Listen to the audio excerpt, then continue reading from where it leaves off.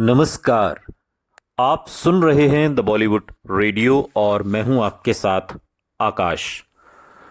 दोस्तों, आज के इस पॉडकास्ट में किस्सा राजेश खन्ना, नंदा और फिल्म जोरू का गुलाम की। सिर्फ 3 साल में 15 back to back super duper hit फिल्में देने वाले सुपरस्टार राजेश खन्ना ने एक रिकॉर्ड अपने करियर की सेकेंड इनिंग्स में साल 1985 में भी बनाया, जिसकी चर्चा बहुत कम होती है। इस साल राजेश खन्ना की अकेले एक साल में 13 फिल्में रिलीज हुई। ये अपने आप में एक बहुत बड़ी बात है। कमोवेश हर महीने एक फिल्म से ज्यादा, आप अगर कैलकुलेट करेंगे 12 महीनों से। राजेश खन्ना की इससे पहले साल 1971 और 72 में 10-10 फिल्में रिलीज हुई थीं। उन्होंने अपने करियर की शुरुआत में ही जो कामयाबी पाई, उसने उनका करियर आगे भी 2 दशकों तक संभाले रखा। यूं तो राजेश खन्ना ने हिंदी सिनेमा में श्रीदेवी और जयाप्रदा के आगमन के बाद तमाम फिल्मों में फूहड़ कॉमेडी की, लेकिन उनके करियर के स्वर्णिम दौर की फिल्में अगर याद की जाएं तो उनमें ऋषिकेश मुखर्जी की फिल्म बावर्ची और ए भीम सिंह निर्देशित फिल्म जोरू का गुलाम का नाम सबसे पहले आता है। 15 सितंबर साल 1972 को रिलीज हुई फिल्म जोरू का गुलाम कमाल की ड्रामा फिल्म है, अगर आपने देखी हो तो।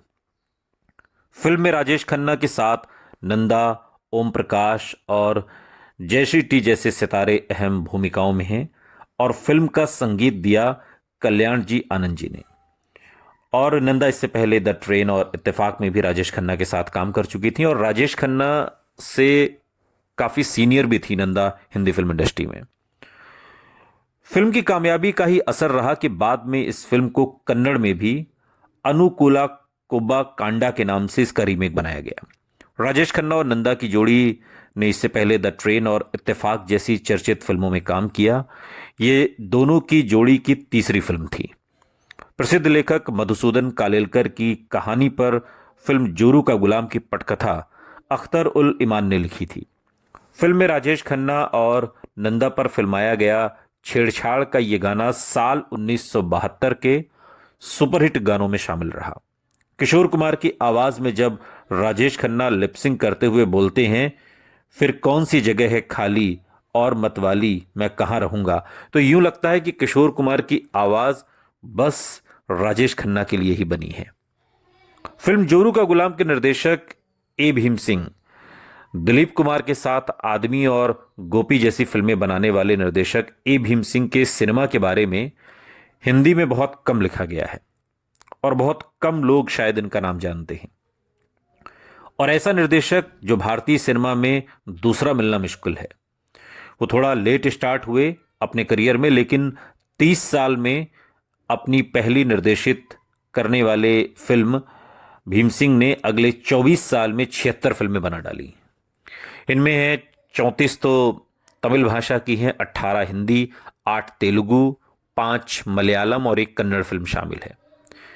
ए भीम सिंह गोपी बनाने के अगले 3 साल में विनोद खन्ना और संजय खान के साथ सबका साथी, राजेश खन्ना के साथ मालिक और जोरू का गुलाम, धर्मेंद्र के साथ लोफर जैसी चर्चित फिल्में उन्होंने बनाई। मालिक और जोरू का गुलाम दोनों फिल्में एक ही साल 1972 में रिलीज हुई। जोरू का गुलाम की कहानी एक अत्यंत धनवान परिवार की बेटी कल्पना की है। कल्पना के माता पिता हमेशा इस बात से परेशान रहते हैं कि कहीं वो किसी गलत आदमी की सोहबत में न पड़ जाए।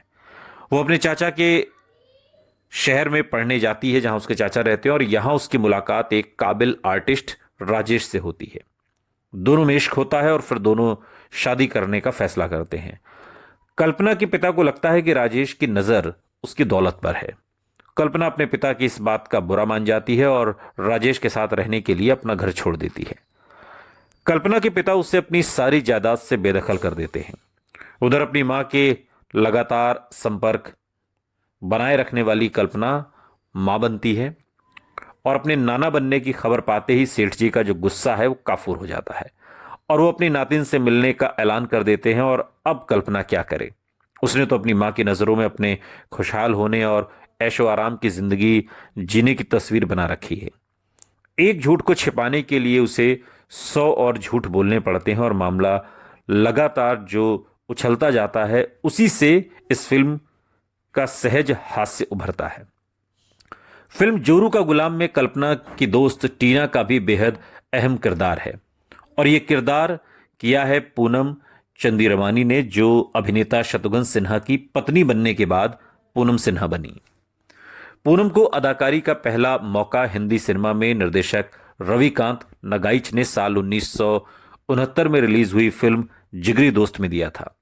रविकांत नगाइच की नजर उन पर पड़ी थी मिस यंग इंडिया का खिताब जीतने के दौरान। साल 1968 में उन्होंने यह खिताब जीता और इसी के तुरंत बाद उन्हें अपनी पहली फिल्म मिल गई। राजेश खन्ना के साथ फिल्म जोरू का गुलाम में दिखने से पहले पूनम सिन्हा को यश चोपड़ा ने भी अपनी फिल्म आदमी और इंसान में खास रोल दिया था। शत्रुघ्न सिन्हा से उनकी मुलाकात साल 1973 और 1974 में रिलीज हुई फिल्म क्रमशः सबक और शैतान की शूटिंग के दौरान हुई और 6 साल तक एक दूसरे को जानने समझने के बाद साल 1980 में दोनों ने शादी कर ली।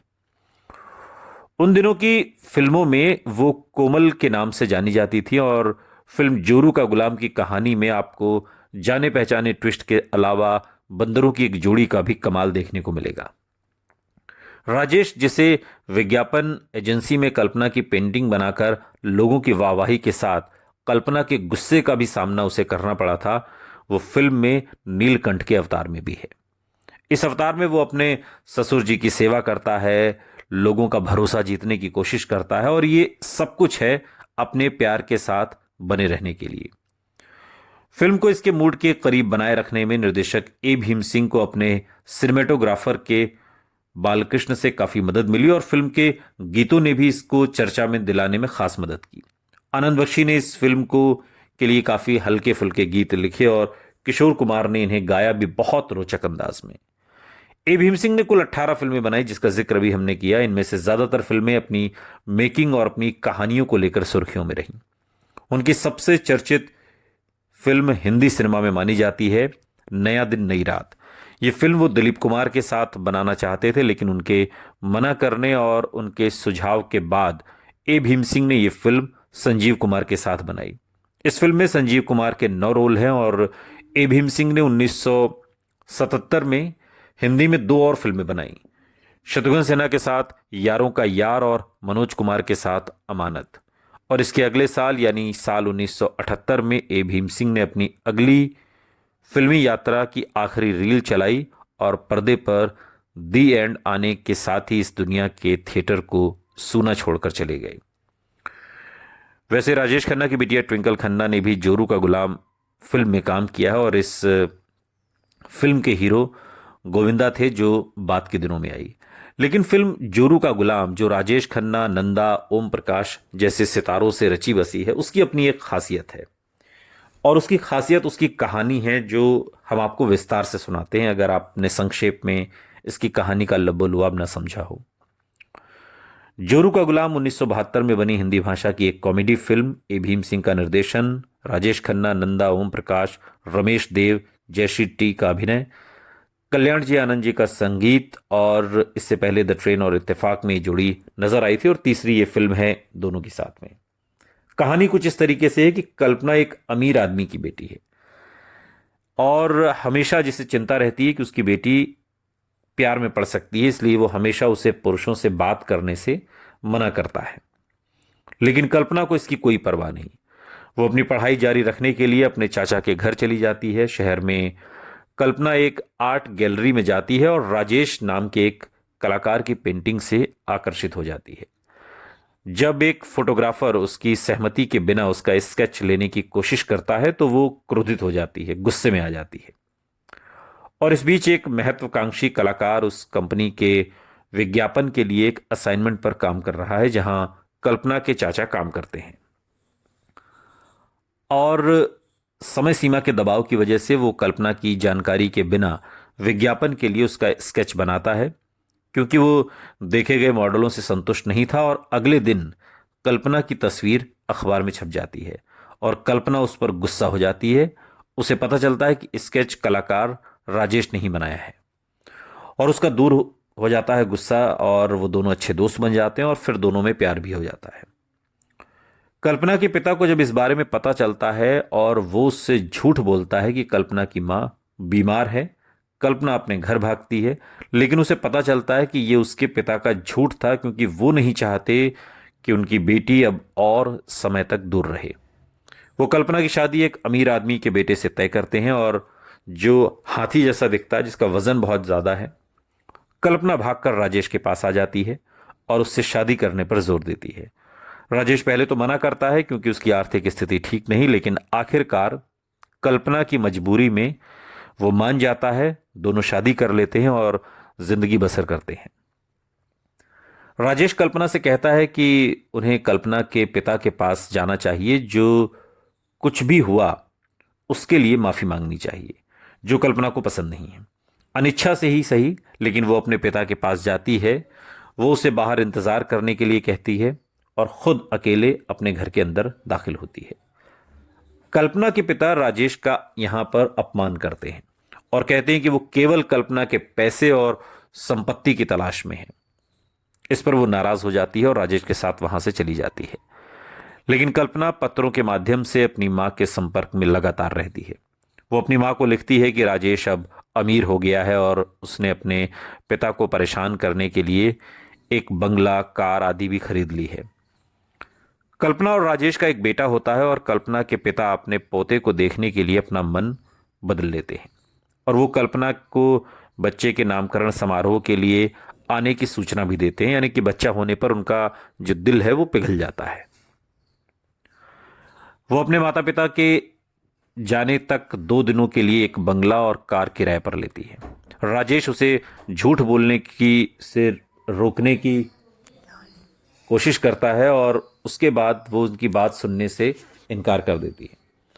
तो वो गुस्से में उससे कहता है कि अगर वो घर और कार किराए पर ले सकती है तो उसे एक पति भी रखना चाहिए, और ये कहकर वो चला जाता है।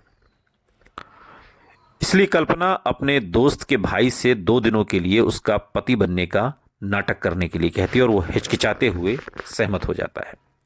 कल्पना के माता पिता सब कुछ खरीद लेते हैं, हालांकि उन्हें लगता है कि चीजें अव्यवस्थित हैं। वो इसका कारण अपनी बेटी की अनुभवहीनता और घरेलू सहायिका की कमी को मानते हैं। दूसरी ओर राजेश अपनी पत्नी को छोड़ने में काफी शर्मिंदा महसूस होता है और वापस लौट आता है। जब उसे व्यवस्थाओं के बारे में पता चलता है तो वो एक घरेलू सहायिका के रूप में वहीं पर बस जाता है। अब गलतियों की कॉमेडी अगले 2 दिनों तक कल्पना, राजेश और कल्पना के नकली पति के साथ बंगले के इर्द गिर्द घूमती है, जो 2 दिनों के भीतर कल्पना की दूसरी दोस्त से शादी करने वाला है। 2 दिन बाद तक सब कुछ सामान्य रहता है और जब कल्पना के माता पिता घोषणा करते हैं कि वो अपने पोते के साथ अधिक समय बिताने और उसे अपना उत्तराधिकारी बनाने के लिए यहाँ रहना जारी रखना चाहते हैं, उनके मकान मालिक और वे लोग उनकी कार और फर्नीचर किराए पर जो दिया था वो वापस लेने आ जाते हैं। इसके अलावा कल्पना का चचेरा भाई, जो उम्मीद करता है कि उसे संपत्ति में विरासत में हिस्सा मिलेगा, वो भी गुस्से में आ जाता है और बच्चे का किडनैप कर लेता है। राजेश द्वारा अपने बच्चे और अपने ससुर के पैसे बचाने के बाद नाटक से पर्दा हटता है और अंत में कल्पना के माता पिता एक घर, एक कार और फर्नीचर खरीदते हैं और राजेश के चरित्र को पहले न समझ पाने के लिए क्षमा मांगते हैं और इस तरीके से स्थिति में सुधार होता है। इसमें राजेश, नीलकंठ, मुंडू, जो भी कहिए, उसके किरदार में राजेश खन्ना है। कल्पना के किरदार में नंदा, कल्पना के पिता श्यामलाल के किरदार में ओम प्रकाश, कल्पना की मां सरस्वती के किरदार में अचला सचदेव, रमेश देव श्यामलाल के भतीजे रमेश के किरदार में हैं, दीपू के पिता नंदलाल के रूप में नाना पलसीकर हैं और टीना के पिता के किरदार में मनमोहन कृष्ण हैं, मोहनलाल के किरदार में। पूनम सिन्हा कल्पना की दोस्त टीना के किरदार में हैं। शरद कुमार टीना के मंगेतर दीपू के किरदार में और कल्पना के चाचा के किरदार में इफ्तिखार हैं। और फिल्म के गाने हैं किशोर कुमार का गाया आइए आपको मैं, या फिर लता मंगेशकर का गाना जाम पर जाम पीने से, या किशोर कुमार और लता दी का गाया नैनों में निंदिया है, जो नंदा पर फिल्माया गया है, या किशोर कुमार और आशा भोसले का गाया गाना मेरा चैन खोया हुआ, या किशोर कुमार का बरस गई रे। ये सभी जो गाने हैं ये उस दौर में काफ़ी मशहूर हुए थे और राजेश खन्ना की ये फिल्म जोरू का गुलाम, इसी नाम से बाद में भी फिल्में बनी। एक तो फिल्म 2000 में बनी जिसमें गोविंदा और राजेश खन्ना की बेटी ट्विंकल खन्ना भी हैं।